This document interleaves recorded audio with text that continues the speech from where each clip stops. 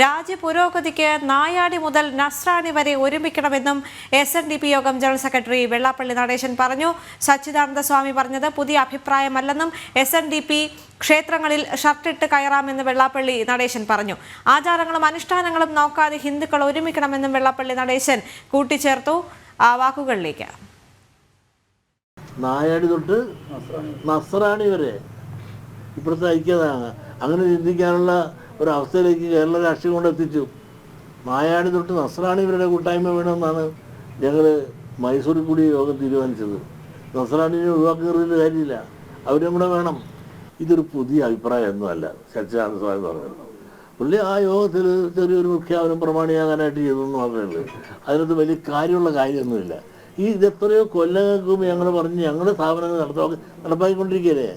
SNDP യോഗത്തിൻ്റെയും ശാഖകളുടെയും യൂണിയനും ഒക്കെ നടത്തിക്കൊണ്ടിരിക്കുന്ന ക്ഷേത്രങ്ങളിൽ ഉടുപ്പിട്ടുണ്ട് കയറണമെന്ന് ഞങ്ങൾ പ്രമേയം പാസാക്കി സർക്കാർ അവർക്ക് പലർക്കും കൊടുത്തിട്ടുണ്ട്. ഹിന്ദുക്കളിൽ തന്നെ ഒരുപാട് വിഭാഗങ്ങളുണ്ട്.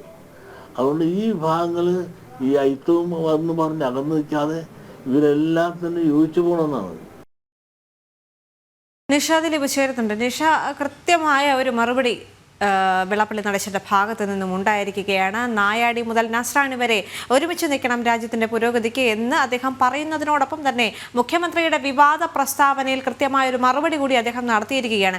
SNDP ക്ഷേത്രങ്ങളിൽ ഷർട്ടിട്ട് കയറാം, അങ്ങനെ ഒരു വ്യവസ്ഥ അവിടെ ഉണ്ടെന്ന് അദ്ദേഹം പറയുന്നുണ്ട്. പക്ഷെ അതിലൂടെ മുഖ്യമന്ത്രിയുടെ വാദങ്ങൾ പൊളിയുന്നില്ലേ? കാരണം മുഖ്യമന്ത്രി പറയുന്നത് ക്ഷേത്രങ്ങളിൽ ഷർട്ടിട്ട് കയറാൻ സാധിക്കില്ല എന്ന് തന്നെയാണ്. ഓരോ ക്ഷേത്രത്തിനും അതിൻ്റെതായ വിശ്വാസങ്ങളും ആചാര അനുഷ്ഠാനങ്ങളും ഉണ്ടല്ലോ. ഓരോ ക്ഷേത്രത്തിലെ പൂജയും മറ്റ് കാര്യങ്ങളും എല്ലാം വ്യത്യസ്തമായിരിക്കും. അതുകൊണ്ട് തന്നെ അവിടെയുള്ള ആചാരങ്ങൾക്കും വ്യത്യാസം ഉണ്ടാകാം. അത്തരത്തിൽ ക്ഷേത്രങ്ങളിൽ ഷർട്ടിട്ട് കയറുകയും കയറാതിരിക്കുകയും ചെയ്യുക ഓരോ ക്ഷേത്രത്തിൻ്റെ വ്യത്യാസം അനുസരിച്ചിരിക്കുമല്ലോ. ആ ഒരു കാര്യം കൂടി അദ്ദേഹം ഇതിലൂടെ പറഞ്ഞു വെക്കുന്നുണ്ടല്ലേ? ദേവിക, തീർച്ചയായും സച്ചിദാനന്ദ സ്വാമി പറഞ്ഞത് പുതിയ ഒരു അഭിപ്രായമല്ല എന്നാണ് വെള്ളാപ്പള്ളി പറഞ്ഞത്. SNDPയുടെ ക്ഷേത്രങ്ങളിൽ ഷർട്ടിട്ട് കയറാം. നേരത്തെ തന്നെ ഇത്തരത്തിൽ പ്രമേയം പാസാക്കിയിട്ടുണ്ട്. അതിന് ഉദാഹരണമായി അദ്ദേഹം പണിച്ചുകുളങ്ങര ക്ഷേത്രത്തിലെ കാര്യമടക്കം പറയുകയുണ്ടായി. അദ്ദേഹത്തിന്റെ വീടിന് തൊട്ടടുത്ത് അദ്ദേഹം ഭാരവാഹിയായിട്ടുള്ള ക്ഷേത്രമാണ്. ആ കാര്യങ്ങൾ കൂടി അദ്ദേഹം പറഞ്ഞിട്ടുണ്ട്. നേരത്തെ തന്നെ ഷർട്ടിട്ട് കയറാമെന്ന പ്രമേയം പാസാക്കിയിരുന്നു. പക്ഷേ ഇതിന് തടസ്സമായി നിൽക്കുന്നത് ചില പൂജാരിമാര് ആണ് എന്നുള്ള കാര്യവും അദ്ദേഹം പറഞ്ഞു. നേരത്തെ മുതൽ നമ്മൾ പാലിച്ചു പോരുന്ന ഒരു ആചാരമാണ്. പക്ഷേ SNDPയുടെ ക്ഷേത്രങ്ങളിൽ ഷർട്ടിട്ട് കയറാമെന്ന് പ്രമേയ രൂപേണ തന്നെ പാസാക്കിയിട്ടുണ്ട് എന്നും വ്യക്തമാക്കുകയുണ്ടായി. സച്ചിദാനന്ദ സ്വാമി പറഞ്ഞത് അദ്ദേഹത്തിന്റെ കാര്യം, അതിനോട് മുഖ്യമന്ത്രി അദ്ദേഹത്തിന്റെ അഭിപ്രായം പറഞ്ഞു. പക്ഷെ SNDPയുടെ കാര്യമാണ് അദ്ദേഹം വ്യക്തമാക്കിയത്.